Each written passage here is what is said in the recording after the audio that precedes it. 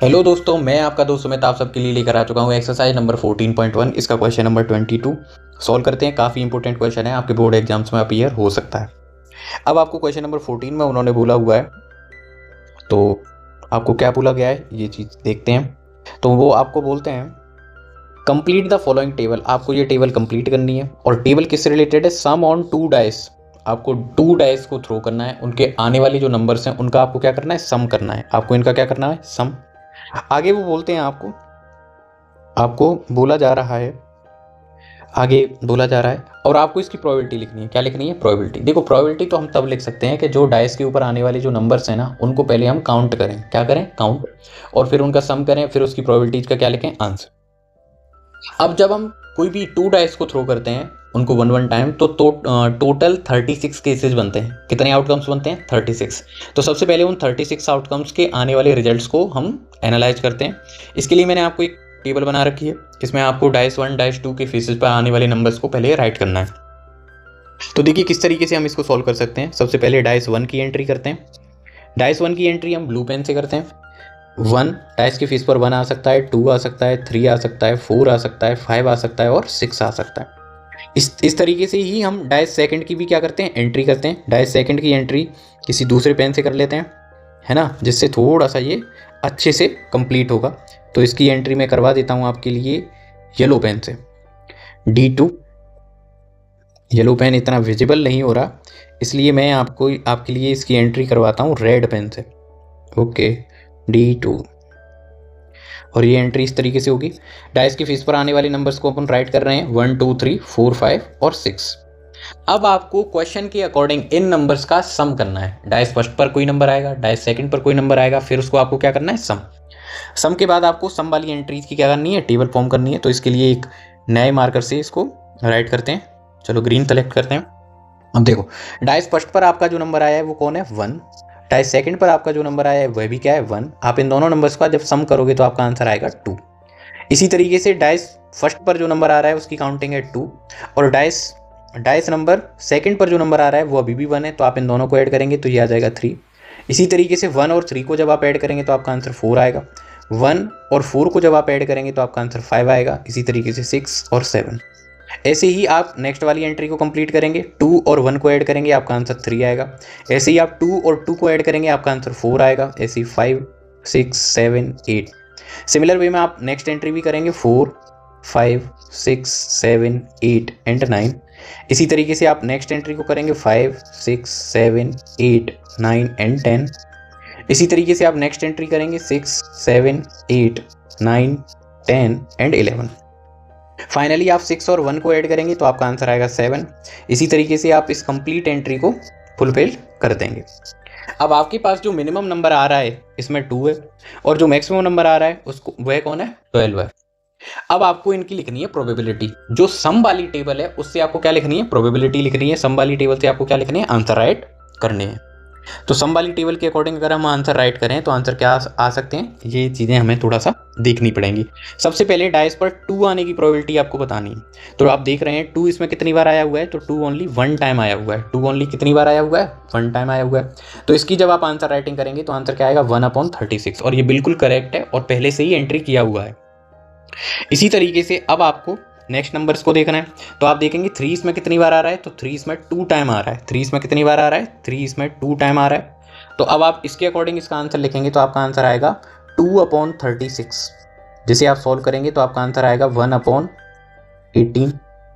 ऐसे ही आप आगे भी एंट्री कर सकते हैं। अब आपको चेक करना है इसमें 4 कितनी बार आ रहा है। तो आप देख पा रहे हैं 4 इसमें 3 टाइम आ रहा है। तो आप आंसर लिखेंगे 3/36। जिसे आप आगे सॉल्व करेंगे तो आपका आंसर आ जाएगा 1/12। ऐसे ही आपको चेक करना है कि 5 कितनी बार आ रहा है। तो आप देख रहे हैं 1 2 3 और 4। 5 4 टाइम आ रहा है तो आपका आंसर आएगा 4/36। जिसे आप सॉल्व करेंगे तो आपका आंसर आ जाएगा 1/9। अब आपको 6 को चेक करना है। 6 कितनी बार आ रहा है? 1 2 3 4 और 5। ये 5 टाइम आ रहा है तो आपका आंसर आ जाएगा 5/36, जो आगे सिंप्लीफाई नहीं हो सकता बिकॉज 5 इज अ बोलो 5 इज अ प्राइम नंबर। 5 कैसा नंबर है? 5 एक प्राइम नंबर है, तो ये आगे सॉल्व नहीं होगा। इसके बाद आपको 7 चेक करना है। 1 2 3 4 5 और 6, जिसका आंसर आ जाएगा 6/36। जैसे आप आगे सॉल्व करेंगे तो मेरा आंसर आएगा 1/6। ऐसे ही आपको 8 चेक करना है तो आप देख पाएंगे 8 इसमें 5 टाइम आया हुआ है, जिसकी वजह से इसका आंसर क्या आ रहा है 5/36। ऐसे ही आप 9 को काउंट करेंगे 1 2 3 4, तो आपके 9 आने की प्रोबेबिलिटी होगी 4/36। जब आप सॉल्व करेंगे आपका आंसर आएगा 1/9। आपको 10 आने की प्रोबेबिलिटी चेक करनी है 1 2 3, तो 10 3 टाइम आ सकता है। इसके अकॉर्डिंग 10 आने की प्रोबेबिलिटी होगी 3/36। आप सॉल्व करेंगे आपका आंसर आएगा 1/12। अब आपको फाइनली 11 आने की प्रोबेबिलिटी को चेक करना है। 11 आने की प्रोबेबिलिटी रहेगी 11 2 टाइम आ रहा है, इसके अकॉर्डिंग आंसर आएगा 2/36। जब आप आंसर लिखेंगे आपका आंसर आएगा 1/18। इस तरीके से ये टेबल कंप्लीट हो जाती है। बोर्ड पेपर में इस टाइप के क्वेश्चन कई बार आए हैं। कई बार आपको वो जैसे 2 डाइस को थ्रो करवा लेता है और आपसे सम की टेबल बनवाता है, कई बार वो प्रोडक्ट की टेबल बनवाता है ना। तो आपको ये टेबल फॉर्म करना आना चाहिए, उसके अकॉर्डिंग आपको क्या करने हैं, आंसर करने हैं। अब इसके सेकंड पार्ट में आपको बोला जा रहा है कि student argues that there are 11 possible outcome. एक स्टूडेंट का आर्ग्यूमेंट हो जाता है अपने सर के साथ और वो बोलता है 11 पॉसिबल आउटकम है 2 3 4 5 6 7 8 9 10 and 12, 11 and 12। Therefore each of them has the probability 1/11।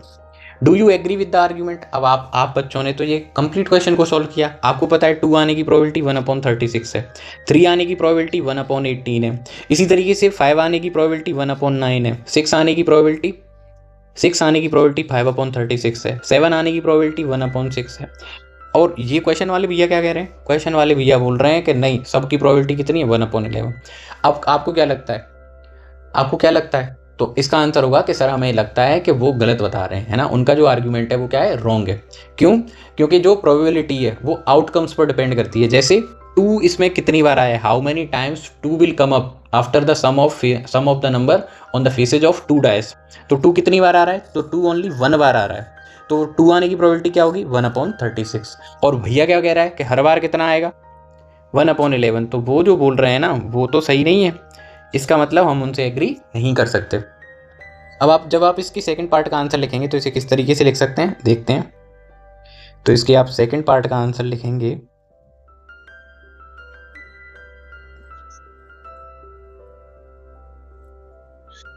We are not agree, या फिर आप ऐसे भी लिख सकते हैं argument of student is not right, argument of student is not correct, student is not correct.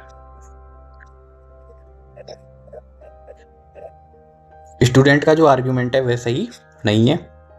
क्यों सही नहीं है?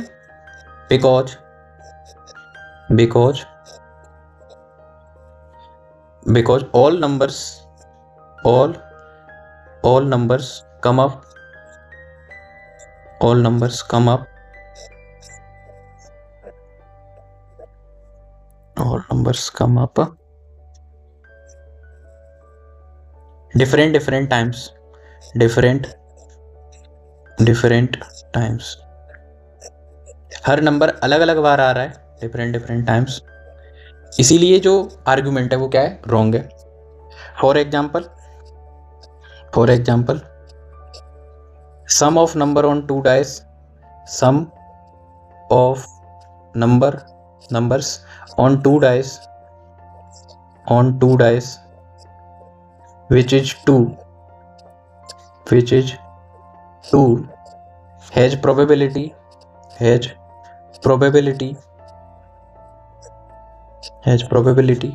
अब 2 कितनी बार आया था, 1 टाइम आउट ऑफ 36। तो P2 की जो प्रोबेबिलिटी है वो कितनी है 1/36 which is not equal to 1/11। इसीलिए हम उनके आर्ग्यूमेंट के साथ एग्री नहीं करते। So we are not agree with argument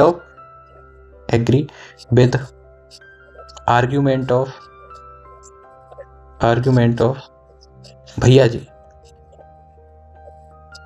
जो भैया जी नाम का बच्चा है उसके आर्ग्यूमेंट से हम एग्री नहीं करते क्योंकि उनका आंसर रॉन्ग है। इस तरीके से आपका ये क्वेश्चन कंप्लीट हो जाएगा। बोर्ड एग्जाम में इस टाइप की प्रॉब्लम मैंने आपको पहले पार्ट में भी बताया, कई बार आई है, तो आप इसके लिए प्रिपेयर रहें, है ना। आई होप आपको ये वीडियो अच्छे से समझ में आया होगा। अगर आपको ये वीडियो अच्छे लगते हैं तो आप इनको लाइक कर सकते हैं, शेयर कर सकते हैं, कमेंट कर सकते हैं। Thank you for watching.